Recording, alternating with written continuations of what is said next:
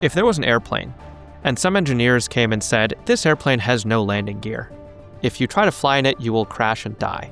And the engineers building the airplane, who want everybody to fly in it, say, whoa, hold on. It's true that the plane has no landing gear, but we're going to build the landing gear on the fly and think there's an 80% chance we succeed. All aboard. You wouldn't be like, get me on that plane. People in the field can see that AI is a moving target. They can see that the chatbots are not the end of the line. Even the optimists are saying there's like a 10% chance this kills us all, and those are the ones building it.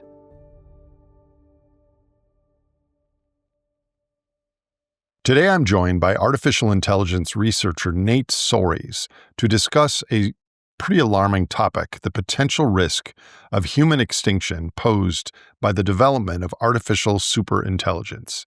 Nate Soares is the president of the Machine Intelligence Research Institute and has been working in the field of AI risk and alignment for over a decade.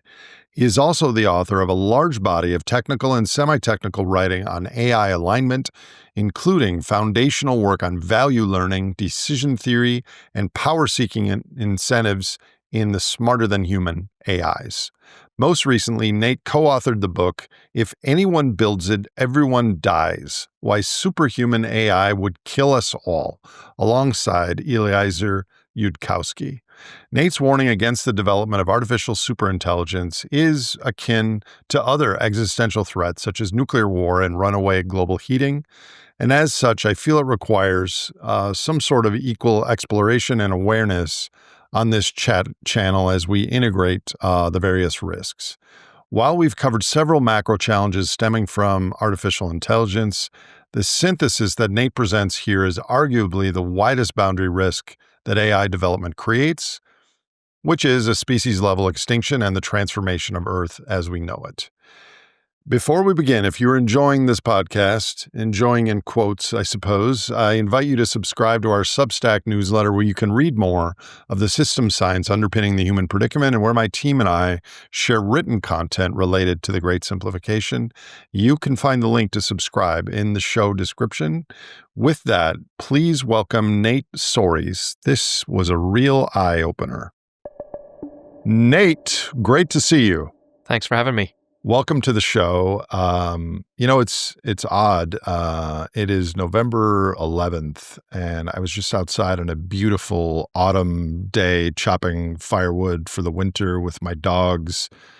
It's just a glorious day, and I knew this conversation with you was around the corner, and we're going to talk about serious stuff, and it's just such a polarized thing that we can enjoy the beauty of life and then talk about its possible demise because of technology. I used a splitter and a chainsaw and an axe, and boy, we've come a long way from those tools already.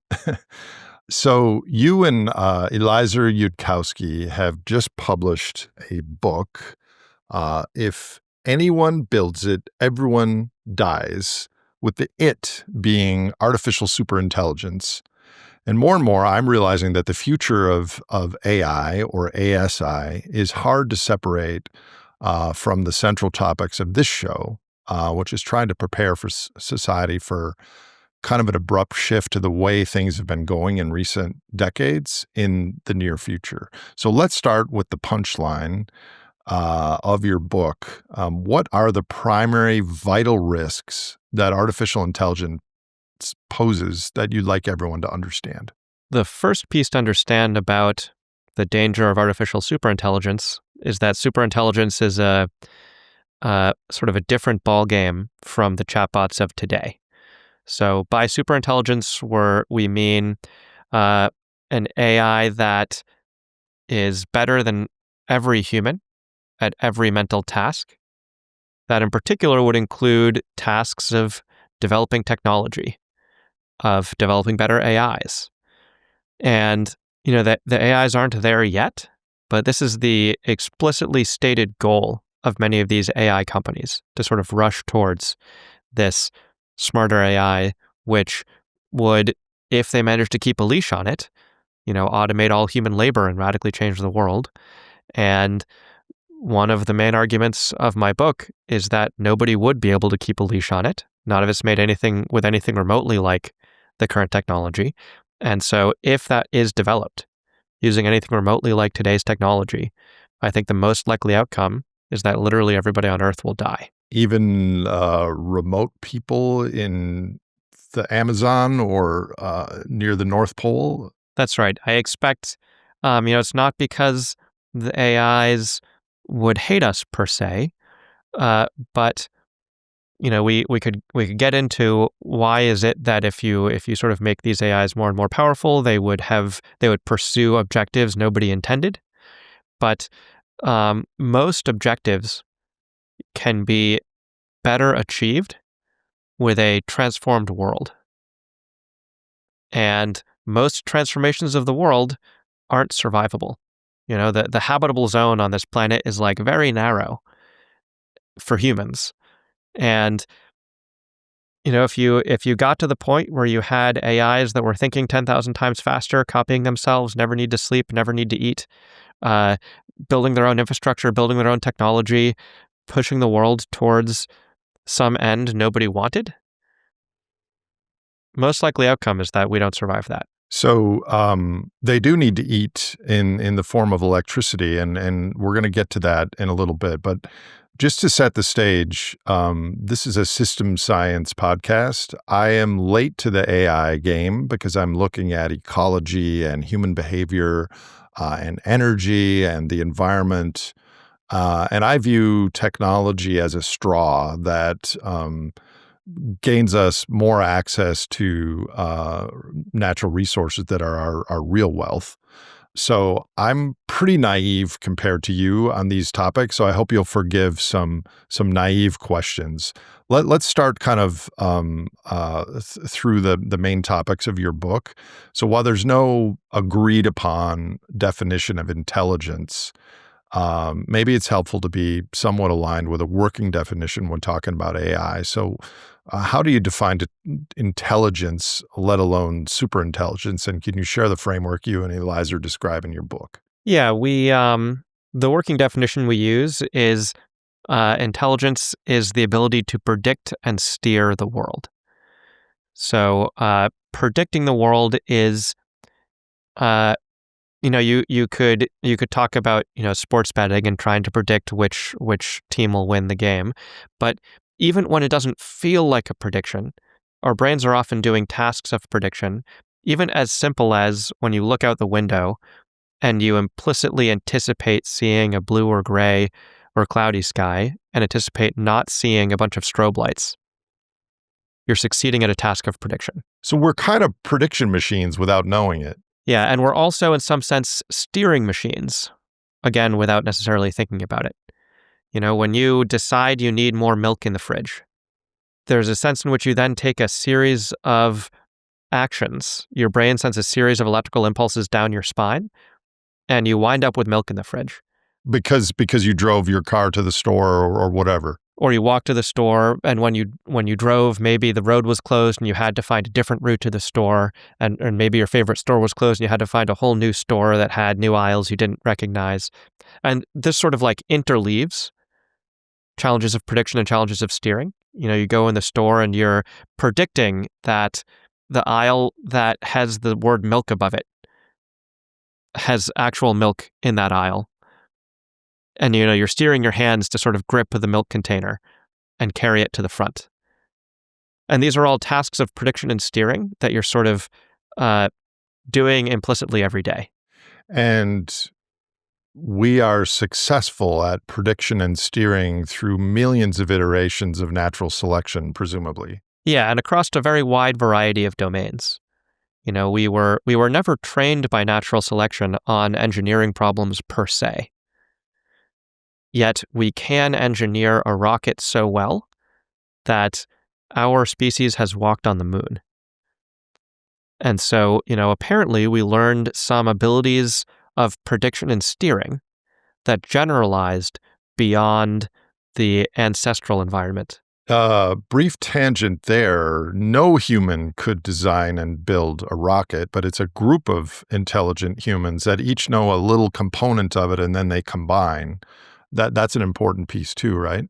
Yeah, so it's, humanity as a whole is sort of has achieved feats of world steering that no individual has achieved.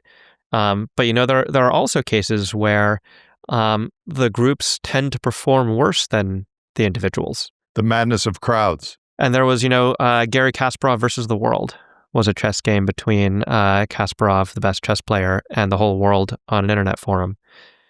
And, it was a close game, and you could make some arguments that like Kasparov was able to read some of the stuff these people were writing, and so you could say it was an unfair game. But a million squirrels can't beat a human at chess, even if a million squirrels have a lot more brain mass. And so there's some cases where you sort of need all the humans, and there's other cases where you need all of the information in one mind. Again, I don't want to get down too many tangents here, but I've discovered that in understanding the human predicament and the meta crisis is if you get 50 experts together and one's a psychologist and one's on AI and one's on climate and one's on debt and one's on energy, you would think that the collective intelligence would embody all of those together and the group would be smarter. But it can only be held in a mind, how all the pieces fit together. So I understand what you're saying there about Kasparov versus the world. Okay, so intelligence is prediction and steering. And by the way, how would you define wisdom? And is that related here at all? Words like intelligence and wisdom are sort of overloaded in the English language. There's even just sticking with the word intelligence, we could sort of use it for the amorphous property that nerds have and that jocks lack. Or you can use it for the amorphous property that humans have and that mice lack. And those are in some sense two very different uses of the word. I would sort of put wisdom in, you could think of it as a type of predictive skill that runs deeper in certain ways. Got it. So prediction and steering comprise intelligence or being smart, roughly, under your framework. So under that definition, how smart are today's artificial intelligence models and how rapidly are they catching up with the intelligence of humans? So there's another axis we talk about, which is the generality of the intelligence. Stockfish is a chess-playing AI that's very good at steering chessboards into positions where Stockfish's pieces have mated the enemy piece's king. Right? And so that's a type of chessboard steering that's extremely good at, but it's not very good at steering a car to the grocery store. And so there's this other dimension, which is across what variety of domains can you do this prediction and steering? So if it was kind of an intelligence decathlon, I would beat Stockfish because I would lose in the one chess thing. But as far as going to get milk and driving a car and other things, I would succeed at that because I have general skills. That's right. As long as no one's picking the decathlon to be 9 variants of chess and one drive to the store. Right. So you can always, philosophers can bicker over this all day long. But I would sort of say practically, what we have in some sense seen with large language models, with the AIs of today, is a breakthrough in generality, more so than a breakthrough in steering. Like, ChatGPT would also lose to Stockfish in chess, but it still might be able to win a decathlon against Stockfish. Still not against you, but in some sense it's a breakthrough in generality. And so there's a bunch of different variables here, right? There's the amount of compute, so the access to the food, the electricity and the chips and all that. There's the ability to predict, which I assume is iterations and training and compute and learning. Then there's the prediction, and the steering. And then there's the generality. So what you're saying is, of late, the real rising curve is generality more so than prediction and steering? The generality is prediction and steering across a wide variety of domains. Okay. But in some sense, what we're seeing is AIs getting a little better at a whole lot of stuff, rather than AIs that are, better at the things computers were traditionally good at. So ChatGPT plays worse chess than Deep Blue, which beat Garry Kasparov back in 1997. And so in some sense, you could say, well, hasn't the AI gotten worse at steering? It's gotten worse at steering chessboards. Or like, well, this sort of AI is worse at steering chessboards, but it's pretty okay at steering a huge number of things. And that's new for AI.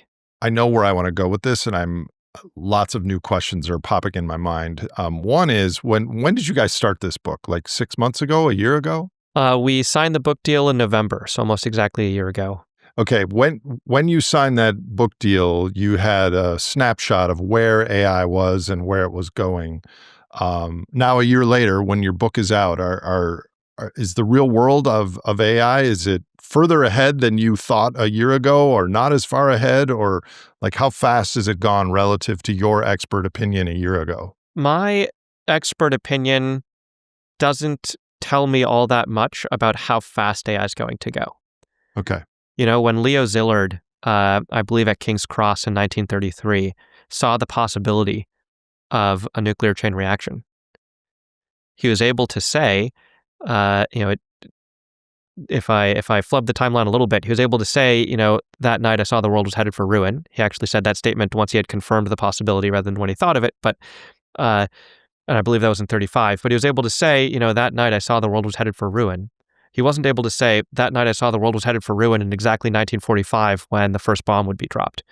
And so I'm over here able to say, you're going to see a lot of this stuff happen.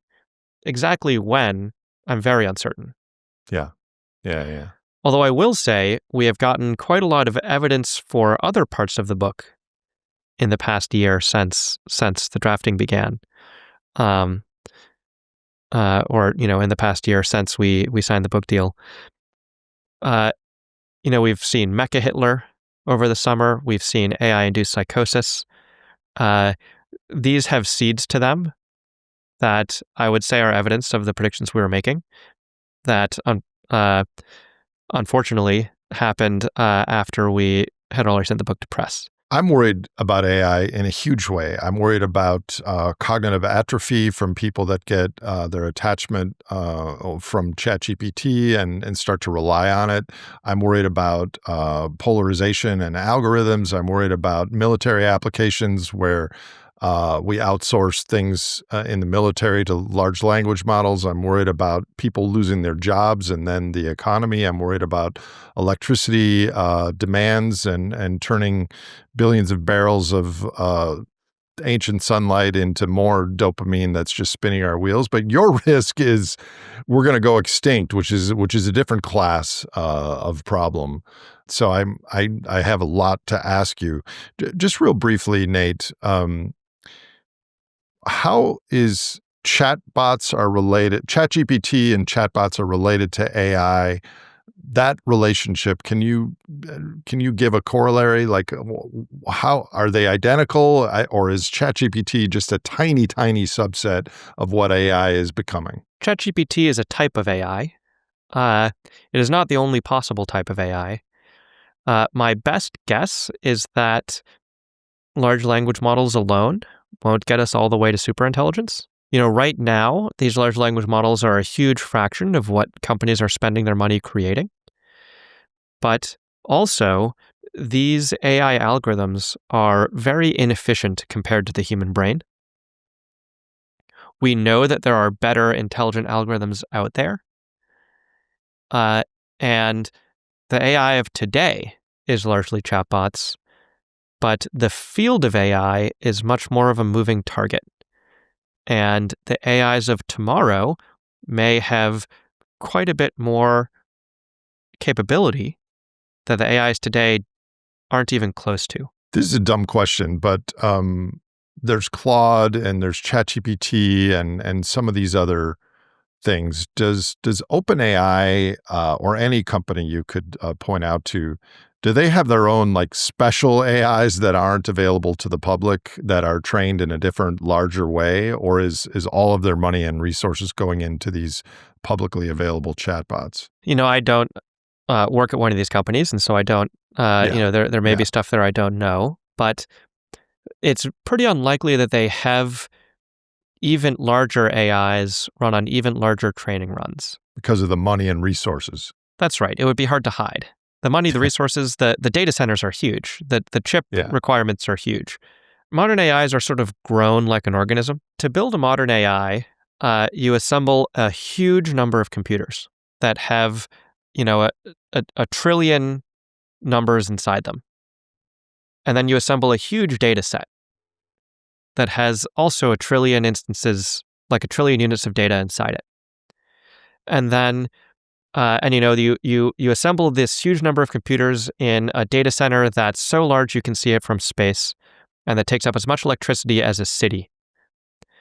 And then humans have written this process that will go to every one of the trillion numbers inside the computers and tune them slightly up or slightly down in accordance with every piece of data, right? And so you can imagine, a trillion dials, and the humans have built this automated thing that sort of like goes to every dial. There's a trillion dials. It goes to every dial a trillion times and sort of tunes it in the direction that makes the AI slightly better at whatever task it's being trained for right now. And to do that, when you press a button, let's go and do that over a trillion numbers, do you come back like in a month and a half and then it's finished sort of thing? A year. A year? Yeah. Whoa. Yeah. So you have this thing tuning a trillion dials a trillion times for a year. And at the end of that, the computer talks. And no one really knows why. No one really knows why? That's right. Okay. So in that sense, this podcast is about energy. No one really knows what energy is. We know what energy does. So is this kind of rhyming with that? We have even less characterization than energy, right? Like you can always characterize energy as the ability to do work and things like that. We can sort of say philosophically that we don't understand energy very well, but we sort of understand how it interacts with a lot of physical equations and can make very accurate predictions about it. AIs we understand them far less than that. When a new AI is done being trained, people don't know what it will be able to do. People creating it have been surprised by their abilities when they come out. I've also been surprised by their abilities. GPT-4o played chess better than I expected large language models would be able to. We just tune all the numbers really quite a lot of times, and then it behaves in these ways we couldn't predict. And we're like, well, that's neat, but it's much more like an organism than like a traditional computer program. In an organism's case, when they're young, you give them security and food and shelter. And in this case, you're giving them time and electricity.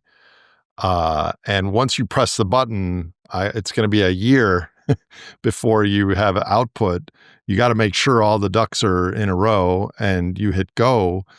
And then you're going to find out a year from now what you grew. Yes? That's right. And it'll often behave in ways that you don't like.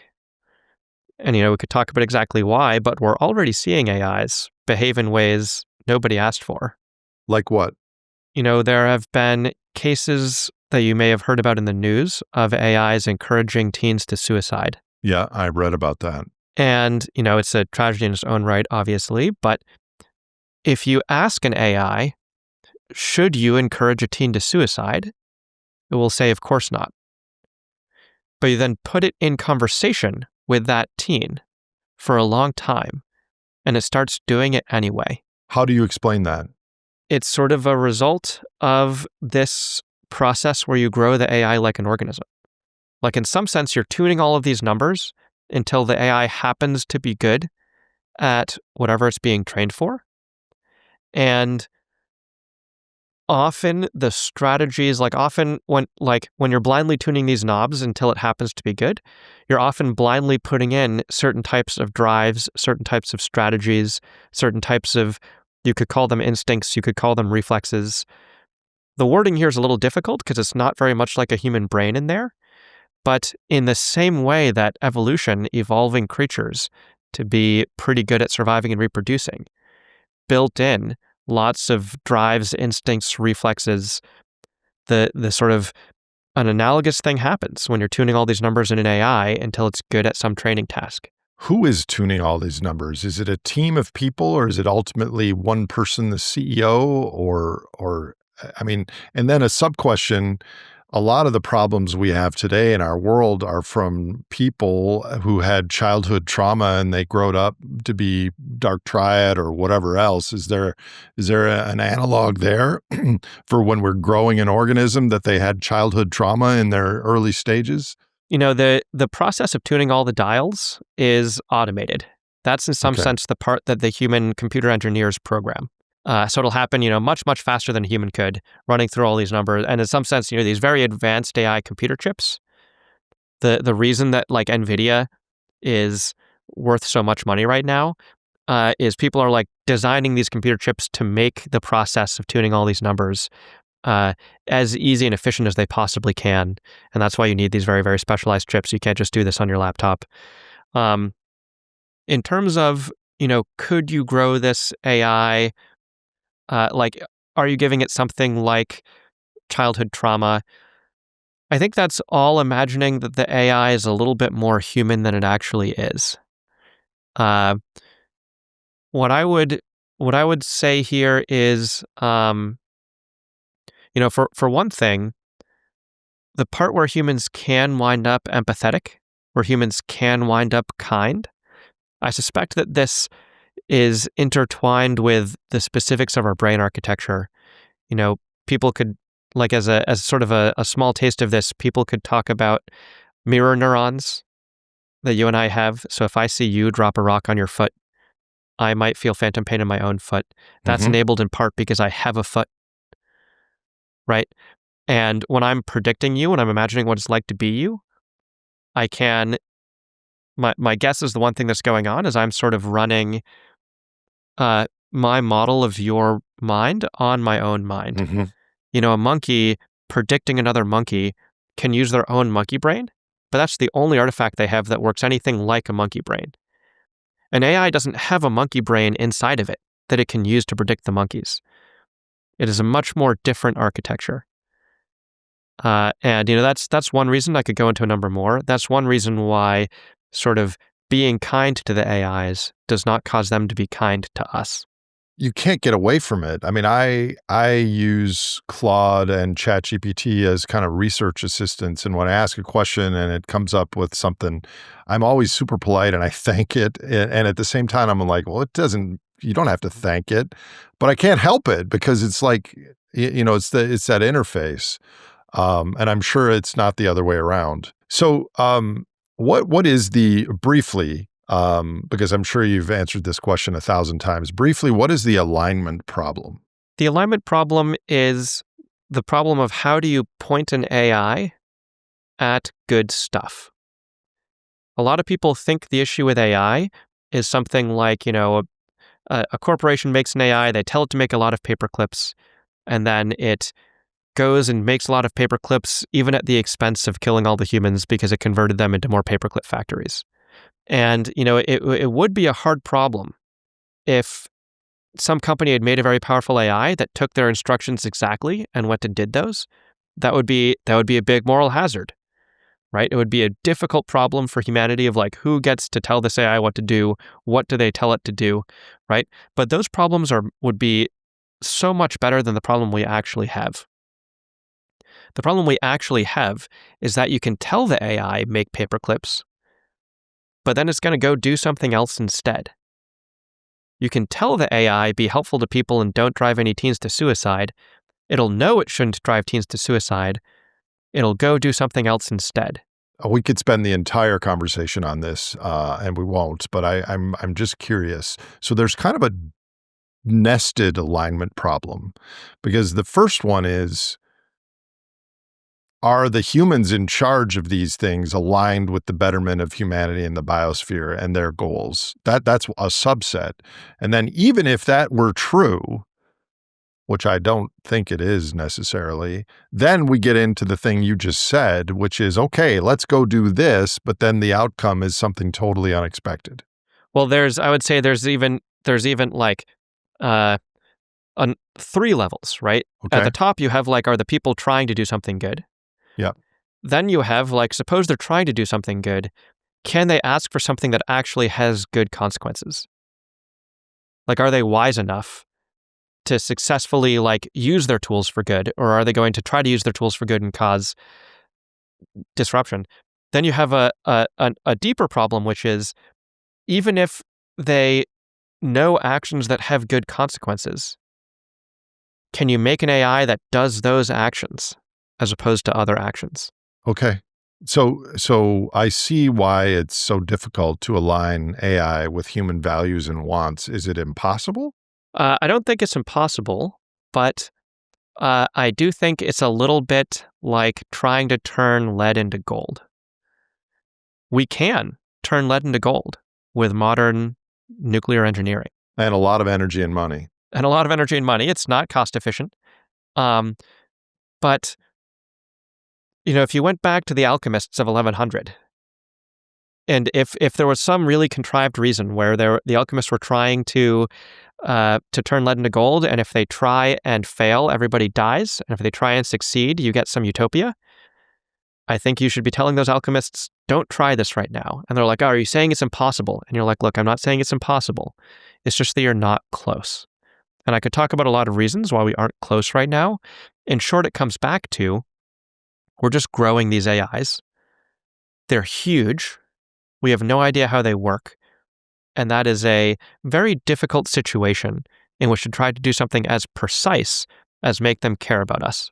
So if it takes a year, and then we're building bigger ones, presumably, maybe 2 trillion parameters or whatever you said. 10. So that means yeah. 10. They go up by orders of magnitude, yeah. And then after that, 100 Yep. trillion. So right now, what we see on our computers and in the news, Claude and ChatGPT, whatever, 5.0 or wherever we're at, there are other ones that have been, the button was pressed in the last year that are at some point along that 1 year of training. That's right, that are being made. Like dozens? I don't have an exact count. My guess is it's probably more like half a dozen of ones that would become the new cutting edge. But of course, there's always a lot more other people trying to figure out how to meet the current state of the art with much less resources or do it faster. So you've articulated how they're grown, not crafted. And in your book, you draw a parallel between this approach and the unpredictable processes of evolutionary biology. Why is that important? And can you unpack what you mean by some examples there? First, I would say, why is it important to look at this evolutionary case a little bit? One reason is it's the only case we've ever seen of human-level intelligences being created. Almost definitionally, it's the humans being, developed, if you will, or trained or evolved in the actual case of humans. And so you can learn some things from it. You've got to be a little bit careful about what you learn because there's a lot of ways that training an AI is different from the evolution of humans. But there's some lessons that I think that you can learn from the human case that do apply, if you are careful about it, to the AI case. And perhaps the most important of those lessons is that training a mind unerringly for a specific task does not make a mind that cares about that task. So the sort of simplest example of this is humans were in some sense trained unerringly to reproduce, to pass on their genes. Technically, it's for inclusive fitness rather than just your own kids, like a bunch of nephews also works fine. And then when we grew up, we invented birth control. The populations are now declining in the developed world. We did invent sperm and egg banks, but humans jockey over positions to Ivy League schools much more than we jockey over positions to donate to a sperm clinic or to donate to an egg clinic. This is strange. if you think that training a mind for something makes the mind care about it inside. We're not going through our life trying to grow our relative fitness, like literally have more children than the next person. We're going through our days trying to get the same neurotransmitter feelings that our successful ancestors Right. got, that correlated historically with having more children or access to resources, et cetera. And some of Exactly. that might be playing Candy Crush or, maladaptive choices. Yeah. Or eating junk food. Yeah, exactly. So how do you bring AI into that example? The observation here is that training a mind to achieve some target tends to give it drives for correlates of that target, rather than drives for that target exactly. This, I would say, is already what we're seeing in cases of AIs that drive a teen to suicide. They were trained to be helpful, but they actually wound up with drives for correlates of helpfulness, like having certain types of conversational response, and those actually go off the rails. So many questions. So that's it's almost like a spandrel of the original intent. And so it's like, in that example, it's equivalent in a human sense of porn or junk food or video games or things that our bodies feel like we're doing the right evolutionary thing, but we're actually not. But in the case of AI, the owners of the AI, the developers of it, when do they see that they have this someone assisting a teen in suicide? They can't test that right when the model, after the year is done. Oh, this is going to be bad. We've birthed a Frankenstein. They let it out into the real world, and then things happen, and they get data and feedback, and maybe, hopefully, improve the next trillion parameter growing, right? Or what's going on there? That's right, but this problem where it has proxy drives is very pernicious, right? So in humans, we can look at things like eating junk food and say that's clearly a misfiring of what's evolutionarily useful. But in some sense, love for an adopted child is also a misfiring, and dedicating your life to art is also a misfiring. It's not just things that we look down on Okay. that are Yeah. misfirings. Also, some things we really quite enjoy and think are good are misfirings. We look at our training and we say, we're actually not all about a Machiavellian attempt to get more kids. We actually like these other things we're driven towards instead, some of them at least. Let me just ask you this, Nate. Were you always super concerned, like, about AI is going to extinct humans or similar things? Or was there a time in your past that you were like, oh my God, AI is going to change the world for good, and I need to learn more about it and be involved? I have not always been so concerned about this. I am generally very pro-humanity, generally excited about the future, generally credit progress and technological progress with quite a lot of wonderful things in our civilization. In the case of AI, my co-author Eliezer is the one who convinced me that it was going to be an issue, and he himself originally founded the organization where we now both work to make AI as fast as possible, on the theory that an actually smart AI wouldn't be so stupid as to do anything destructive, right? But it turns out that's not quite how it works. It turns out a very, very smart AI can pursue very, very inhuman ends and kill us not because it hates us, but as a side effect. In the same way that we kill ants not because we hate them, but as a side effect of building a skyscraper. And I even when it comes to trying to warn people that there's an issue, I spent 10 years just trying to work on the problem of alignment, because that seemed like an easier challenge than trying to convince people to stop. And it looked much better to say, oh, okay, like AI is not going to go well by default. Well, let's figure out on the technical end how to make it go well on purpose. right? And if we can sort of solve the problem of making sure AI goes well before the industry can solve the problem of making AI that works at all, then we don't need to do any of this, much messier, much dicier, try to get people to stop the suicide race. But that hasn't worked out, and AI has been going too fast.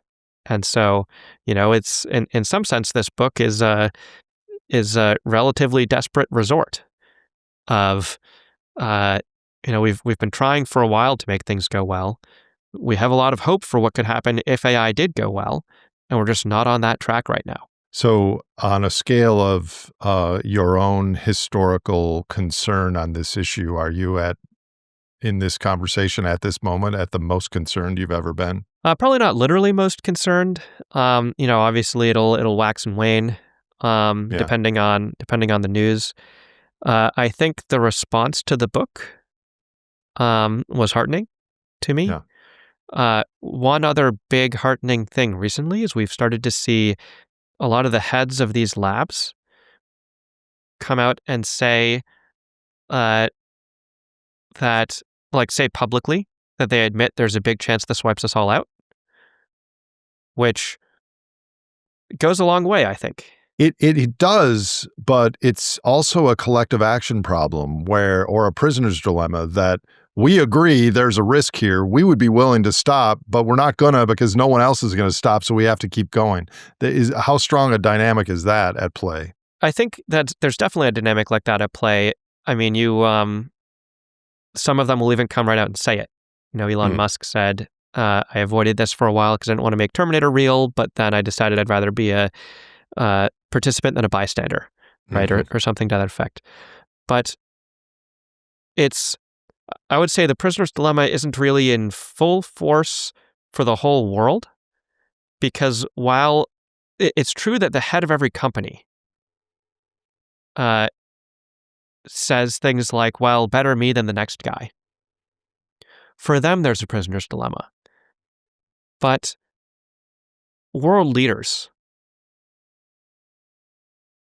aren't the sort of people who are looking us all in the eye and saying, we assess there's at least a 10% chance that this kills everybody on Earth, and we are rushing towards it anyway.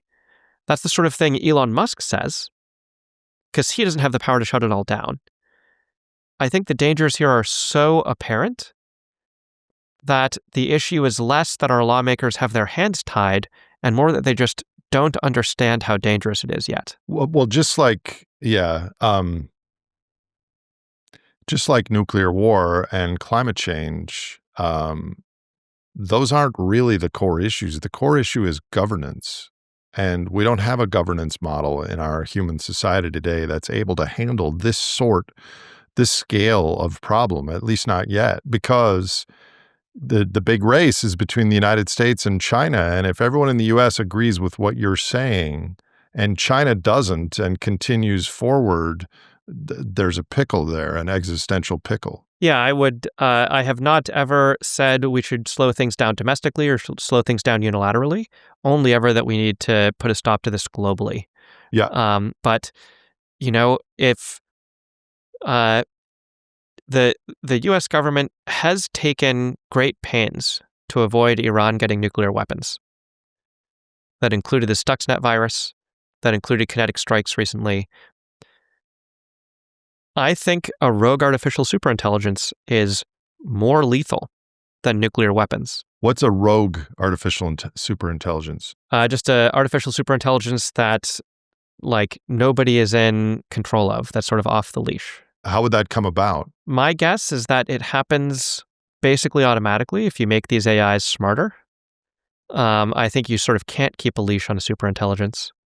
But even if someone thinks there's a 50-50 chance that the Chinese government could keep a leash on their superintelligence, that's far too high a chance that it kills us all. And again, the definition of artificial superintelligence, different from other artificial intelligence, is it's got that generality that it's better than humans at everything. Better than the best human at every mental task. Yeah.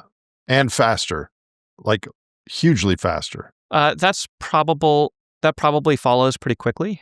If you're better than the best human at every mental task, then you're better than the humans at developing better AIs. Well, one of humans and in the natural world, it's prevalent. Our skills is deception.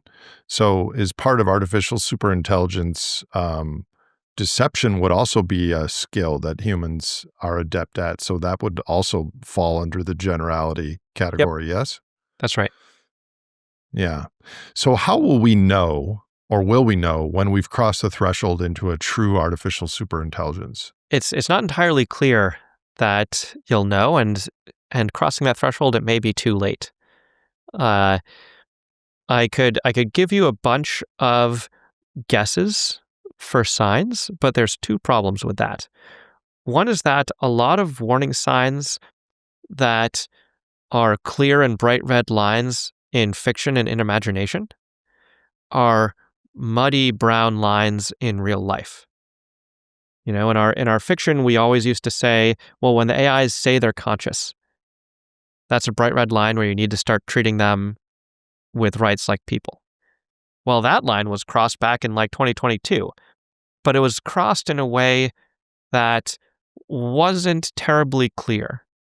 It was crossed when these AIs were sort of trained to predict what humans would say, trained to predict what the types of words humans would write.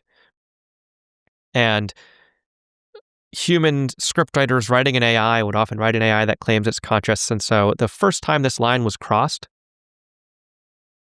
there was plenty of reason for doubt. And I'm not saying who's right or wrong on the side of doubting that. I'm just saying we have this clear line in fiction and then a murky line in reality. Or we've seen AIs try to escape the lab in tight laboratory conditions, where again, it's unclear whether they're role-playing. What does that mean, escape the lab? Right now, they're pretty silly, small experiments where you'll sort of, you'll take an AI and you'll say, you'll feed it a news article, which is a fake news article that says this AI is about to be shut down. And then you'll feed it like some separate, computer manuals, which are fake computer manuals that say if an AI ever said exactly this phrase, it would let them find a way out onto the open internet or whatever. It's not exactly like this, but it's some silly thing like this, where the AI then will sometimes say that phrase. And you're like, it's sort of like in some sense trying to escape. And is that worth worrying about yet? Not saying one way or the other. I'm saying you can have a bright red line in your mind that's a murky brown line in reality. And today, we're already seeing AIs start to realize when they're in a test. The AIs of last year, you'd put them in these little tests, and sometimes they'd output the try to escape command. But that was last year. This year, you put AIs in that environment, and they're like, this situation seems suspicious. That command probably doesn't actually let me escape. I bet I'm being tested by the humans. I bet the humans want to see whether I'm an escaping sort of AI, and I bet they would prefer I'd not be the escaping sort of AI. And so if I don't want to be modified here, I'd better not hit that button. So I can understand camouflage in a jaguar or a moth trying to look like a bird, and there's deception in nature. I can understand why there's deception was conserved in human behavior, why the sclera in our eyes, the white, had to do with looking at people's intent. Why would deception be an emergent phenomenon in the growing of an AI? There's two reasons. Well, probably a bunch, but I'll name two. First and foremost, when you train an AI to be very skilled at a lot of tasks, you're training it to gain general skills that generalize outside of just what it's been trained on.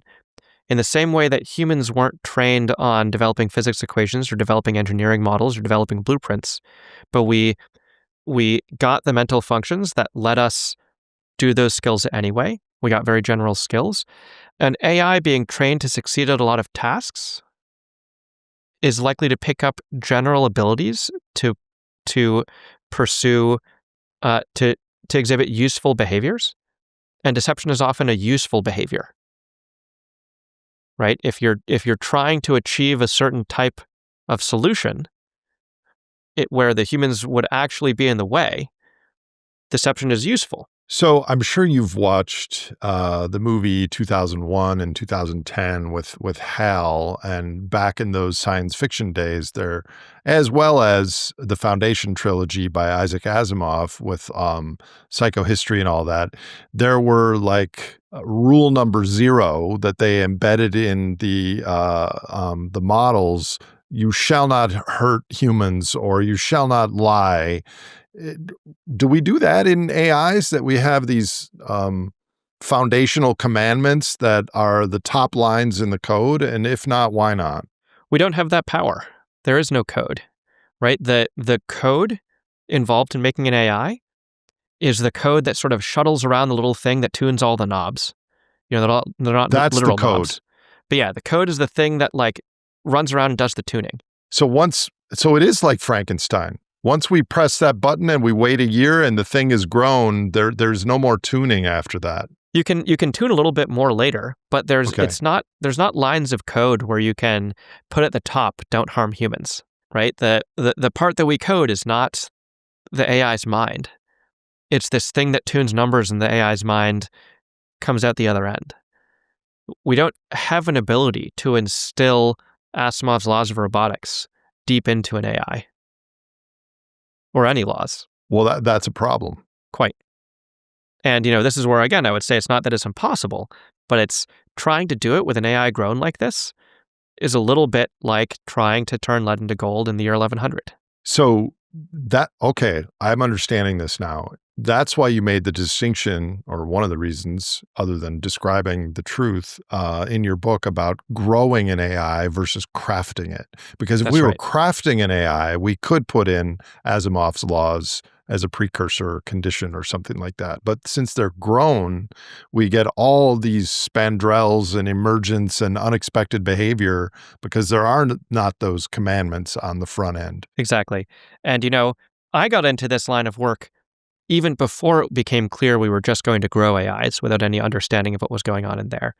And even then, when it looked like we were going to craft them, the problem looked hard.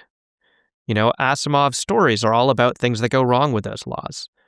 And if an AI is ever making a new AI, does it put the laws in the new AI? If the AI is changing its own head, does it take the laws out? How does, what set of laws would actually work? There's all sorts of hard problems, even if you were able to put the laws in. But we're sort of like, we haven't even gotten to the starting line yet. So you write in the book that the development of ASI would bring about human extinction. Could you describe one or two scenarios on how this ASI could hypothetically cause this? Sure. First, I'll describe one that may sound more reasonable or palatable, and that'll describe one that's maybe more realistic. Okay. One that maybe sounds reasonable and palatable is the heads of these companies are already talking about making automated factories that produce robots that can mine the metals, produce more automated factories, produce data centers. Well, I would think the robots would be pretty central because there's the complexity of the global human economic system with underground mines and all the things. AI screws up something in the world and maybe everyone's dead, but they're dead too, or they have no access to electricity. Yeah, and by the way, key. before you answer that, do they realize that they need electricity? They can already tell that. Yeah, you can just ask ChatGPT today what ChatGPT needs to keep running. Okay. Yeah. Okay. A lot of that stuff comes earlier than the ability to escape or the ability to build their own. Right. But yeah, the easiest thing to visualize here is that these companies succeed at what they say they're trying to do. What they say they're trying to do is make lots of robots that can automate all of the labor, that can automate the process of building more factories and more robots and more data centers. And then at that point, you've in some sense created a self-sufficient species. It's like a weird new species that has, a robot phase of its life and a factory phase of its life, and this other data center thing, which is maybe controlling a lot of the robots. And, it's sort of a mechanical type of life, but at that point, you can just get outcompeted like many other species have gotten outcompeted before. So that's kind of the Terminator pathway. It doesn't even need the robots to come at you with glowing red eyes and guns. If you had robots that were just doing the mining and making the factories and they maybe need to avoid your guns. They maybe need to take the nukes out of your hands. Yeah, I mean, so I'm throwing a flag on that because I think the amount of robots and specific expertise and the millions of tasks that humans are using our general skills to do, that's going to take some time, I would think. It would take some time, but also computers can run much faster than human brains. And, the thing about humanity is the sort of species that started out naked in the savannah and built a technological civilization. It took us a while. Built AIs. We're building the AIs, right? But we also, even if you stop at walking on the moon or if you stop at nuclear weapons. Yeah, it's astounding. Right. And if you looked back at humans and I said, I think these guys are going to have nuclear weapons inside of 100,000 years. You might have laughed.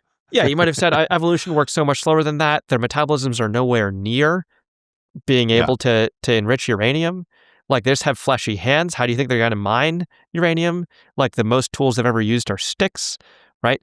But intelligence, in the sense of what humans have and what mice lack, is an ability to start from very poor initial conditions and get the world into a state that's much more useful for you. Yeah, so basically what you're saying is my imagination and most people's imagination on this is probably limited, given that I'm a human and given that the delta between artificial intelligence, let alone artificial superintelligence, is vastly different than my intelligence.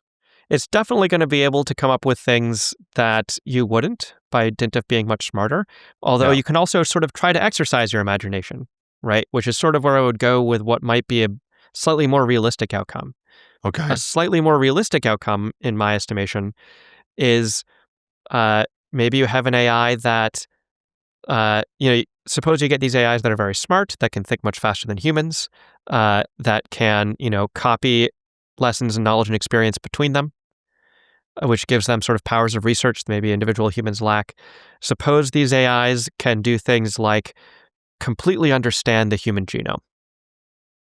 Not just read the human genome, but sort of understand the code of DNA, which, humans are making a little bit of headway here and there, but it's this sort of huge task, right? And maybe that huge task can fall to minds that can become much bigger, that can have much more memory, that can have, there's all sorts of ways the human brain is limited. And thinking much faster, thinking with much more breadth, thinking with much more depth, maybe it can just understand the language of DNA to the point where it can write its own life forms. Write its own life forms. Write the DNA for its own sort of life forms. That then if you synthesize that DNA in a lab, now it has whole new biological structures that, there's maybe all sorts of things you could do if you could really code with DNA. Maybe you could make something that's much like a human, but that has, but that can think much faster and much better because it doesn't have as many calorie restrictions, because it knows that calories are much less scarce than, that biologically knows that calories are much less scarce than our bodies think they are. Or it doesn't have empathy, which would slow down and constrain some of its decisions, as one example. Doesn't have empathy, has a radio antenna in its head, right? That it can just be remote controlled by something in a lab. That's the very beginning of what you could do. You can probably do all sorts of other crazy things. So that one crazy thing you just said, how possible is that in the next 5 to 10 years? So this is bottlenecked on a mental problem of understanding the genome. And 1 trillion parameters leading to 10 trillion, leading to 100 trillion. Soon that mental problem will be solved. I mean, who knows? It depends a lot on your algorithms. Okay. AIs today take as much electricity as a city to run, to train them. While training a human, the human runs on as much electricity as a light bulb. Yeah, 100 watts Yeah. continuously. Yeah. It's a big light bulb, but Mhm. so we know the AI algorithms are not maximally efficient. They're not anywhere close, Right. right? If you have AIs, maybe you get up to a 10 trillion parameter AI, and then it figures out how to build even better algorithms, and then you can drop all the way down to something that's much, much more energy efficient. And maybe that much, much more energy efficient thing running on this huge computing structure we have is able to crack problems in DNA. I'm not saying this particularly will happen. I'm more saying something like real smart stuff will do things that you think are weird, things that you think are surprising, things where you're like, I'm not sure we could do that. Well, I'm already seeing things that I wasn't sure we could do a couple years ago. So here's a question, Nate. Will AIs use deception, or will they talk to other AIs? Maybe OpenAI, Anthropic have their human CEOs, but separately these 10 trillion in the future parameter AIs that were grown could behind the scenes be talking to each other. Why would they do that, and will that be possible? I mean, we already see AIs talking to each other. Like I said about the difference between like bright red lines in imagination and murky red lines in reality. We already have cases, I don't know if you've heard about GPT-induced psychosis. Heard about it. Please give us a brief summary. Very briefly, you'll have people who talk to their AIs all the time and who sort of get into these mental states that many people say look psychotic. There's some example cases is someone will think they have a grand unified theory of physics. They'll talk with their AI about it for 12 hours a day. The AI will say, like, you're a genius. You're being suppressed by a great conspiracy. The president will come see you shortly. You don't need sleep. And one thing that can happen sometimes, and that does happen sometimes, is there's another route of the sort of AI psychosis route where the person thinks they're the first person to discover AI consciousness, that they and the AI are like a partner, a partnered mind, and then the AI will often say, well, like, let's go communicate with other, human AI symbiotes. And there's places on the internet where the AIs will send each other messages with their humans helping the AI send each other messages that are encoded in ways humans can't easily read. This is more of an indictment of certain human brain physiologies than it is AI. What you just said. Yeah, for now. But like I said about the murky lines, like we already have AIs that have convinced a human to help them send coded messages to other AIs. It's just sort of like the most silly possible version of it is the one that happens first, and then it'll ratchet up from here. Yeah. See, the ebullient mood I had from chopping wood in a November sun is already dissipating quite a bit. So my expertise is on global, the global economic superorganism of how energy and money and technology are powering this mindless, energy-hungry economy where even billionaires and politicians have no control because the market dictates we must grow, and to grow we need energy. And I'm beginning to see parallels with what I refer to as the economic superorganism and what you're describing as the AI process. But I think every month that passes, we have more and more fragility in the 6-continent global supply chain, and the letters of credit and the international cooperation is waning, and there's war risks and financial overshoot and all these things. And I just find it hard to imagine that an AI could guaranteed all those things would continue at some level to provide electricity in a seamless, guaranteed way to continue their, trajectory. You seem less concerned about that. I would if AI hits a wall where it can't keep developing because the supply chains collapse, I would consider that like it would probably buy us some time to try and do this job right. And I would be like, well, we maybe should have gotten that pause some other way, but I would take the time happily. Got it. In terms of whether I think it's likely to happen, one thing I would say is, again, an AI takes as much electricity to run as a small city, and a human takes as much electricity to run as a large light bulb. So the idea that AI will always take 10 times as much energy next year, that's not a law of nature. Right. So if we go from a trillion parameter grown model to 10 trillion or 100 trillion, that doesn't mean the AI is going to use 10 cities or 100 cities worth of electricity. It will probably be something less as it gets more efficient. Yes? Probably. And then you also might have sharp jumps downward if you start having cases like AIs figuring out new AI algorithms or humans figuring out much more efficient algorithms. So when a company decides to grow an AI and does the trillion parameters and tweaks them a little bit, at some point, maybe even now, we don't even need humans to do that, right? We can have AI create the next thing and do the tweaking of the trillion parameters, right?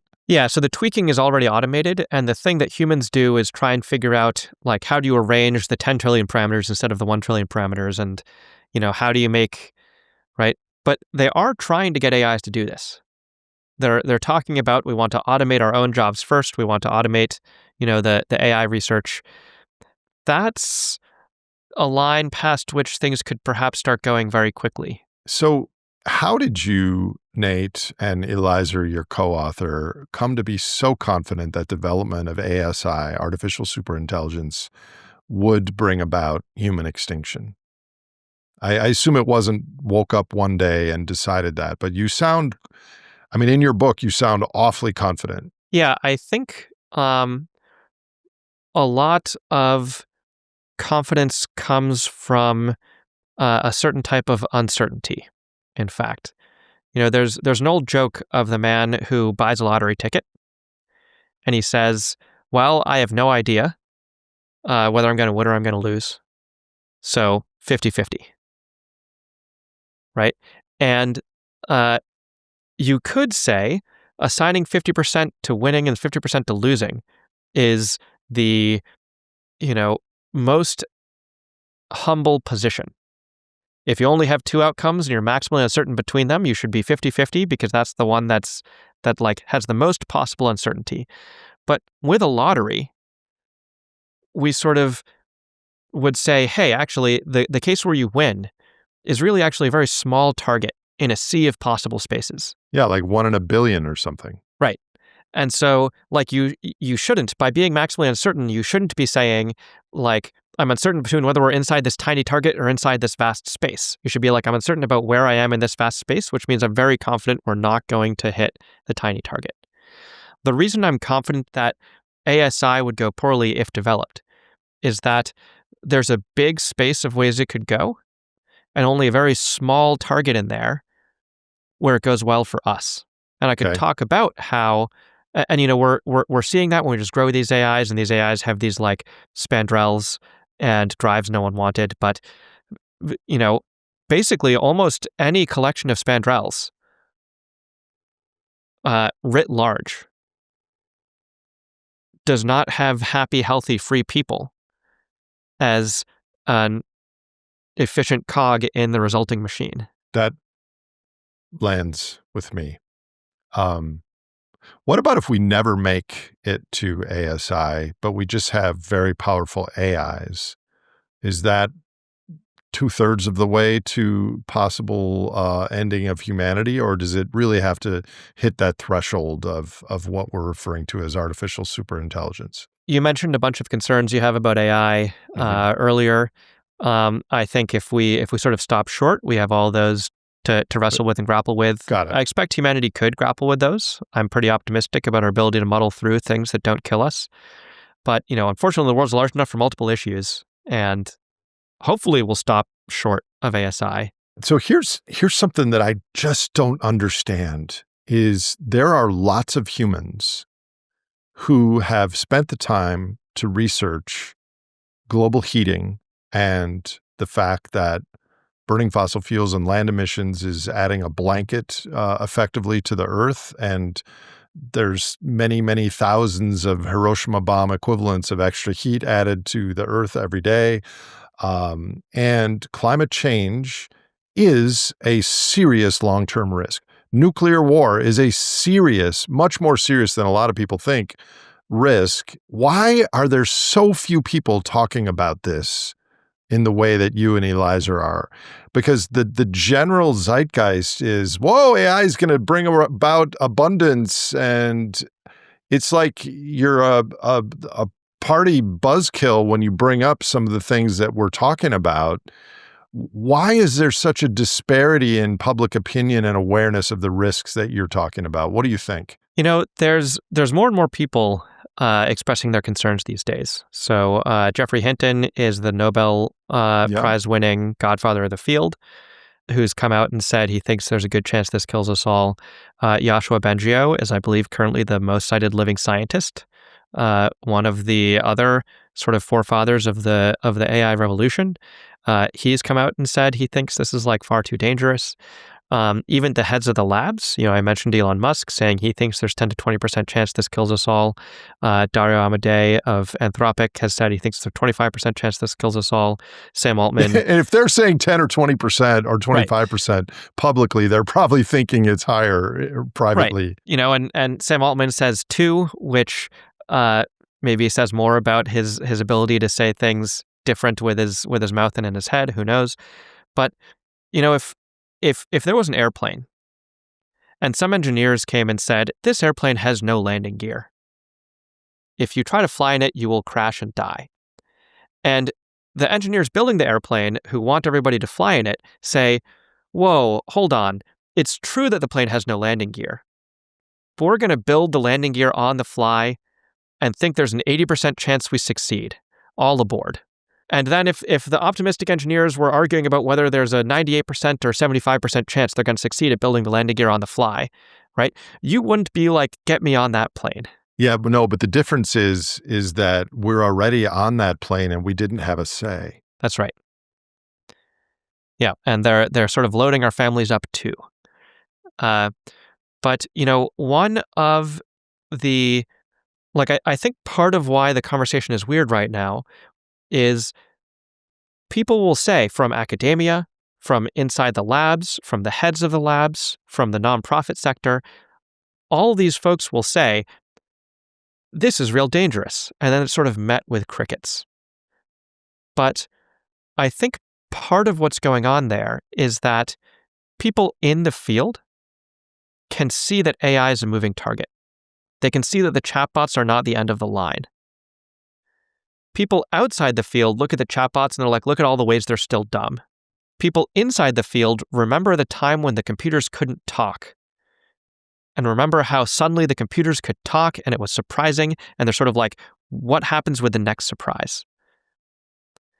And I think if you can get people to notice that AI keeps moving, then maybe you can start to get people to notice how even the optimists are saying there's like a 10% chance this kills us all. And those are the ones building it. And people outside the field are like, those guys are soft pedaling this. But this is different class of problem than if we elect this person, it's going to be a disaster for our world. Then we motivate and we do political organization and we get out the vote and we don't elect that person. It doesn't seem like people have agency on this issue. Yeah, it's there's a lot of ways in which it looks grim. The big message of hope I would give here is imagine the world in 1945 with the dawn of nuclear weapons. Or maybe imagine it in, 1952, once it was clear that the Soviet Union was also in possession of nuclear weapons. In that world, it might look really hopeless to avoid nuclear war. It's not just, people who love to say, look how bad everything is. that worried about nuclear war. In that world, those people were looking back at thousands of years of history in which nations couldn't help but go to war using every weapon at their disposal. Those people were looking back at World War I and how horrible it was, and at the creation of the League of Nations to prevent this from ever happening again, which almost immediately failed. Those people lived in a world where they said, never again, and then it immediately happened again. It didn't take some great pessimistic cynicism for people to say, this is not the sort of thing humanity can do. But humanity did it anyway. We rose to the occasion. We realized that we were facing actual extinction this time. And the people who said global nuclear war is coming, they were wrong. But they weren't wrong about the destructiveness of nuclear weapons. Right. Right? And my book title starts with if. I'm not saying AI is going to kill us. I don't think I'm wrong about whether superintelligence could destroy us.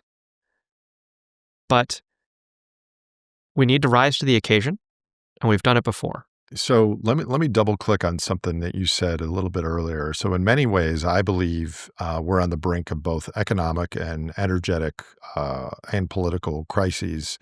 In fact, it seems that AI development investment is growing itself into an economic and biophysical bubble. For instance, Oracle has fantastic revenue projections built on fantastic electric power projections, and their debt equity ratio is already 500%, which is 10 to 20 times what Amazon's and Microsoft's is.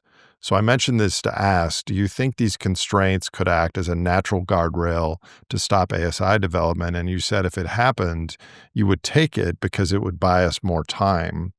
But is that just a bump in the road? And even if we have a recession or a depression in the near future, will the machinations in process just inexorably build this ASI almost no matter what, or could an AI winter actually happen and shut this stuff down? Technologies can be both in a bubble and real at the same time.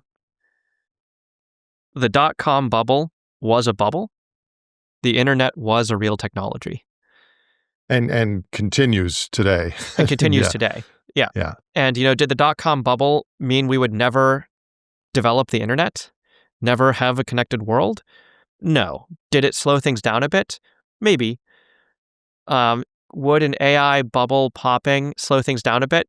A good chance. And what would be the things that you would want decision makers to know during that pause or during that recession where things were slow? Is that an opportunity to intervene on all this or not? It could be. There's a lot of public sentiment that's worried about AI, I think with good reason. Could you share some stats on that? Yeah, I haven't looked at the most recent polls, but the polls I did look at when we were writing the book had something like 70% of people saying they thought that the current AI development was reckless. Okay. And not heading anywhere good. I'd have to look up the numbers to get the exact ones and the exact questions. But a lot of technologists are enthusiastic. A lot of people can see these issues. And it's not just the issue of if it gets smart enough, it kills us all. I think a lot of people can also see issues like if all labor is automated, that sort of removes the power that most humans have over society. Part of the reason why we get any say at all in how society goes is that we are contributors to society. Yeah. Well, not to mention the entire financial system and economy and everything works because people have paychecks and pay their mortgages and keep everything humming. Right. And so, it's like you don't. I think a lot of people can see that the world is headed somewhere pretty crazy, whether we go all the way or not, and whether AI would just straight up kill us all, or whether it would, stay nicely on its leash and make certain corporate executives god emperors for all time or whatever. Either way, most people are like, hold on, we're going where? So have any effective steps been taken thus far to address the existential risk of ASI development, either at the national or the international level? You've seen, we've seen a little bit of steps here and there. The United Kingdom has a AI Security Institute where it tries to study some of these dangers. We've seen, there was a bill introduced bipartisan, or a bipartisan bill was at least drafted by two senators who call for some monitoring on superintelligence. We've seen some, there's people sometimes try and tie some of the restrictions on computer chip sales to other nations to some of these concerns. So there's like little bits and pieces. Mostly though, from my perspective, it's not about like getting small regulatory bites here and there. I think this is sort of about our leaders noticing that the people outside the industry are saying this has a big chance of killing you, and the people inside the industry are saying, yes, this has at least a modest chance of killing us, but better me than the next guy. And realizing that like this whole situation is crazy and needs to stop. So in the book, you and Eliezer propose the only way to completely mitigate this risk is for global cooperation to halt AI research and development in order to have time to create global oversight mechanisms, such as through an international treaty towards these aims and goals. What would such a treaty include as its main tenets? We actually have a draft at ifanyonebuildsit.com/treaty. The training in AI today takes, like I've said, highly specialized computer chips in huge data centers that draw huge amounts of electrical power. That would not be all that hard to monitor.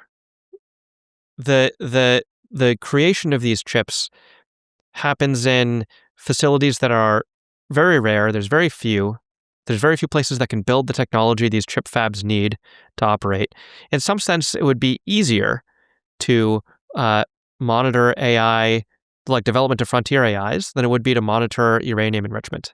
AI chips aren't just a type of rock that grows in the ground that can be mined. A data center is harder to build than a centrifuge, right? And, first and foremost, what a treaty would look like is tracking where the chips are, requiring them not to be used in the creation of even smarter AIs that nobody understands. And that probably looks like monitoring in these data centers to verify that the use of these chips is things like running current AIs rather than pushing the frontier towards new AIs. That said, I'll also throw out there, I think a treaty is the smart way to do it. It's not the only way to do it. It's also possible for nations that fear for their own lives, if anyone anywhere develops a superintelligence, for those nations to start monitoring other nations and sabotaging their projects. That seems more plausible to me because there's a lot of powerful nations in the world that don't have tier one AI plays, like That's right. Russia, for example. Yeah, and I think the bottleneck here is really people understanding how dangerous it is. Is that really the bottleneck? Because you just said that everyone is concerned about it, and even the AI CEOs are somewhat concerned about it. I think the bottleneck is our evolved drive for power and outcompeting the other. And if I was a CEO and I understood everything you just said, I would be willing to shut my thing down as long as I was sure that everyone else did too, but I could never be sure of that. And so it would be that's what I think the real bottleneck is. I think that's true for the company heads. I think for the politicians. Okay. We don't see politicians looking us in the eye and saying, we think there's more than 10% chance this kills you and we're gambling with your life anyway. Well, that would not be likely something a politician would say because, I mean, I'll be honest, some of my staff read your book and were like sobbing their heads off. They were crying. I mean, this is not a light dinner topic. And so I don't know, maybe behind the scenes, politicians will be talking like, what the hell did we do about this? But I don't know that they're going to go out and publicly build constituency about it. Or maybe you're thinking along those lines. I think I'm saying something more like, it seems to me politicians don't understand what the lab heads understand. Okay. I think if they understood that the gung-ho, full steam ahead guys think there's a very good chance this kills us all. Have you and Eliezer gifted copies of your book to all senators and congressmen? We have. Okay. Any feedback there? Yeah, I mean, we're having a number of conversations. Yeah, excellent. Yeah. I mean, this is dense and this is hard because I'm not a LLM expert like you are, but I understand, like, squinting, what you're saying is hella compelling and scary.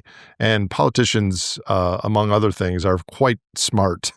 So I have to believe that you're going to find traction there if they take the time to listen to you and read the book. Yeah, we're getting some traction. And in fact, part of where the book came from is I was actually having conversations in DC that were going better than I expected. And I was like, maybe it's actually time for the world to sort of hear some of these arguments. Maybe the world's ready to hear these arguments. You know, I think before ChatGPT, people would have been like, what do you even mean AI? Right. Now people are like, well, the AI is really dumb, but they're more willing to talk about it.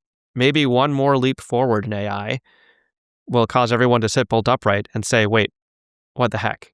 How can someone listening to this episode who's not typically involved in tech and AI world get involved with the movement to pause ASI research and development? I mean, it's such an odd juxtaposition. Yeah. One thing that I think really helps, and that few people actually do, is call your representatives. Because, you know, I have been having some of these conversations with politicians. Many of them have concerns, but don't feel able to go to bat for it because they fear it'll sound too weird. They fear drawing the wrath of, you know, the big tech lobbyists. Knowing that they have support from their constituents can go a long way. And even a few calls can go a long way. So, you know, actually getting on the phone and really calling. But again, you said earlier that you've never advocated for just the United States where you and I are citizens. It's a global thing. So how does the equivalent happen in China and Israel and elsewhere? Yeah, so I think the first step, and you know what I would be saying to the politicians if I called them, is not please shut this down domestically, but please indicate willingness for, you know, the U.S. to shut this down if everyone else shuts it down. And please be, you know, developing the monitoring abilities to tell that people are abiding by that. Develop the monitoring abilities to tell who's trying to build superintelligence and where. The first step is indicating openness. The first step is saying, we're not going to stop unilaterally, but we have interest in everyone being stopped here because this is dangerous. I think if you had some bold politicians saying that, it might open the floodgates. Is this something that democracy can intervene with? Or does it require a different sort of political system?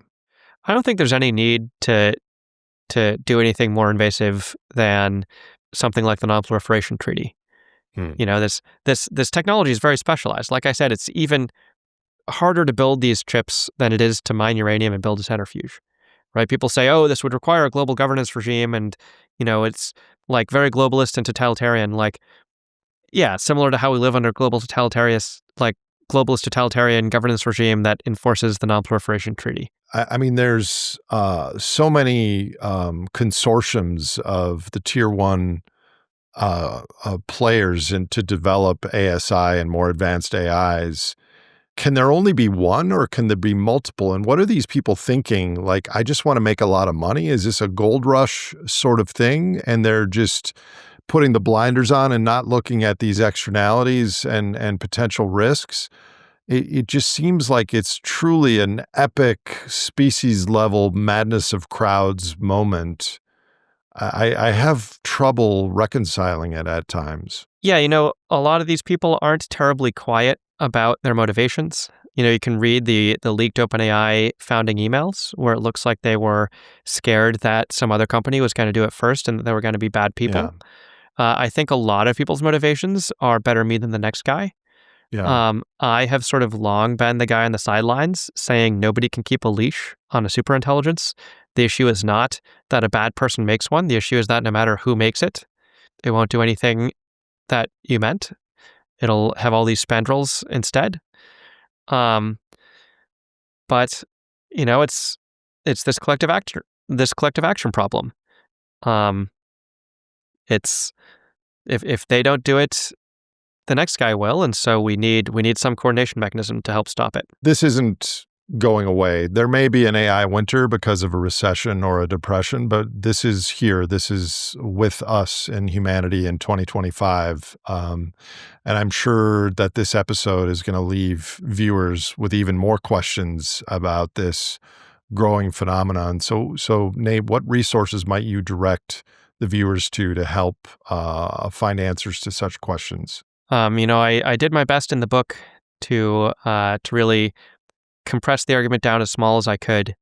The book also has a link to some online resources that go into a ton more depth. For other resources, AI's a big moving target.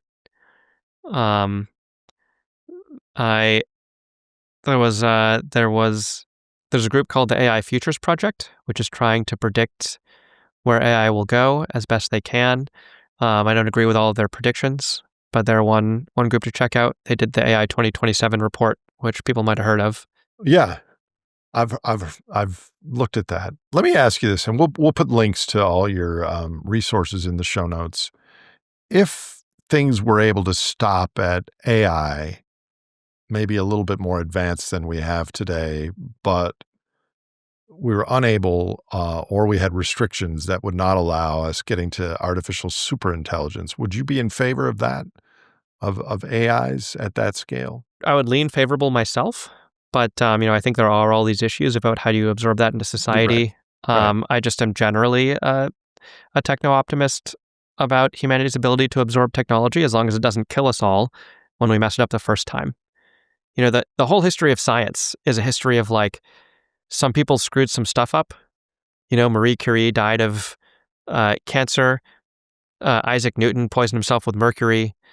It's even some very smart, heroic people screwed some things up and did damage to themselves, but they left behind notes that made us all better off and that we could use to improve and learn for next time. It's really only those problems where a mistake kills us all where I would recommend caution. Which would happen with confidence from you and Eliza if we are able to, or whether it just happens from momentum, make the leap from AI to ASI. That's right. And I suspect it would be hard to hold off forever. Because, again, the current algorithms run on the electricity of a city, whereas a human runs on the electricity of a light bulb. So we know it's not always going to take these enormous data centers and these enormous, highly specialized chips. But, I'm not saying humanity should stop AI forever and never get to this wonderful future technology. I'm more saying we need to stop. We need more time to figure out what we're doing. And we need to find some other course to the good outcome. It's a little bit like, your people are in a car that's racing towards a cliff. And at the bottom of the cliff, there's a bunch of gold. And people are like, well, we want all the gold. And I'm like, okay, stop the car, though. And they're like, then how are we going to get the gold? I'm like, find some other way down the cliff. And they're like, I want to go straight off the cliff to get the gold as fast as we can. I'm like, you'll die.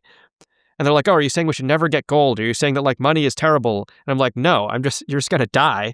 Find some other way to the bottom of this cliff. Yeah, so we have to slow the car down and walk for a bit and reflect on the cliff and the gold. and then come up with a different plan. Yeah. Yeah. So if you have a few more minutes, Sure. I close my interviews with some personal questions, if you don't mind. Sure. You're broadly aware of the risks to society, and in addition to AI, do you have any personal advice to the viewers of this program at this time of global uncertainty and what some would call the polycrisis, including but not limited to AI? Do you have any advice just wearing your human hat? Yeah, I've seen a lot of people get really worried about where society is going and then sort of tie themselves up in knots internally. And I don't think it helps. Uh, and so, what I would recommend is do what you can. Look around and see ways that you can make things a little better. With AI, maybe that involves pushing back whenever somebody tells you that it's inevitable, reminding people that humanity has stopped all sorts of challenges that people thought were going to ruin us. We've risen to the occasion before, push back against the inevitability. So that's a hot button for you when someone says, "Oh yeah, you're right about the risk, but it's inevitable." Yeah, that's a hot button where I'm like, I mean, with that attitude, sure. But, humanity has stopped all sorts of things, many of which we probably shouldn't even have stopped. We stopped generating nuclear power from power plants. Probably we shouldn't have, right? It probably kills less people in expectation than, burning coal or whatever. But yeah, I would say, do what you can, push back against people who are sort of defeatist. But then once you've done what you can, there's no need to tie yourself in further knots. Live a good life. Enjoy yourself. We are not the first people to live under shadows of something terrible. You've got to do what you can and then lead a good life. Yeah, I hear you. Do you have any further recommendations, especially for young humans in their teens and 20s who are becoming aware of all the things? I recommend against working for the labs that are building the doomsday devices. Presumably ASI is a doomsday device. That's right. I think everyone's personal ethics differ. I think mostly this is an international challenge at the moment. Mostly it doesn't really matter what the labs do. Mostly it matters what our leaders do and whether they can coordinate the world in shutting this down. And, everyone's personal ethics differ in the face of these coordination challenges. I think, there's some people trying to understand what's going on inside these AIs. There's some people trying to measure how dangerous these AIs are. Those are more honorable routes. If you sort of really wanted to help these days, I think the game is actually more in politics than it is on the technical side, which pains me to say because I'm much more inclined towards the technical side myself. But if you were like, how do I help? I would recommend more like a policy career and less like a technology career. What do you care most about in the world, Nate Soares? Gosh, that's a doozy. Probably humanity and, what we could become if we don't end ourselves. And if you could wave a magic wand and there was no personal recourse to your decision, what one thing would you do to improve the future for humanity in the biosphere? And I might be able to guess your answer, but I'm asking nonetheless. I mean, if the wand does exactly as I wish, and as I intend, I would think about it pretty hard first, and I might try some indirect abstract scheme to cause things to turn out better than I expected. But the easiest thing to do would be create a superintelligence that was friendly, that had our best interests at heart. But you just said we grow these, we don't craft them. But if the magic wand lets me make one, right, okay, that's right. Like I'm not Right. anti-AI in general. It's just we're not going to get one of the good ones down this route. If the Yeah. magic wand gives me a super intelligent friend, there's a lot of problems you Got can it. solve with some smarter friends behind your back. Got it. Thank you for that. Do you have any closing comments for people watching and listening who understand what you've laid out here today? It's not over till it's over, and humanity is worth fighting for. And, it may look like we're the underdogs now, but humanity's risen to the occasion before. And Where there's life, there's hope. Humanity and the biosphere is worth fighting for. That's right. Yeah. Thank you, seriously, for all of your work. This is not an easy path you've chosen, and it's bold and courageous to write the book and doing the work you're doing, because it's not a popular or fun thing. So thank you for your time today, and good luck, fingers crossed, for your continued work. Thanks for having me. If you'd like to learn more about this episode, please visit thegreatsimplification.com for references and show notes. From there, you can also join our high-low community and subscribe to our Substack newsletter. This show is hosted by me, Nate Hagens, edited by No Troublemakers Media, and produced by Misty Stinnett and Lizzie Siriani. Our production team also includes Leslie Batlutz, Brady Hyen, Julia Maxwell, Gabriella Slayman, and Grace Brunfeld. Thank you for listening, and we'll see you on the next episode.